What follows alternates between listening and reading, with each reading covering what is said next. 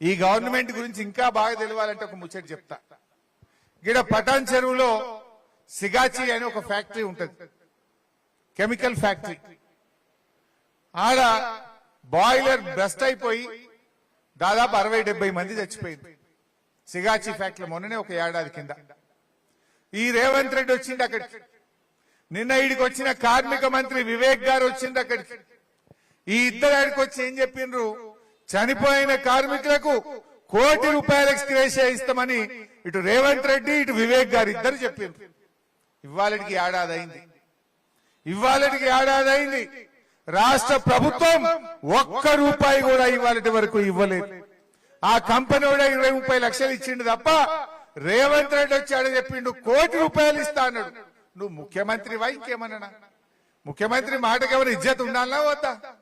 రేవంత్ రెడ్డి వచ్చి ₹1 కోటి ఇస్తా అని శవాల మీద చెప్పొచ్చిండు. ఇవాళకి కూడా ఆ కార్మికులకు ఇవాళ ₹1 కోటి రాలే.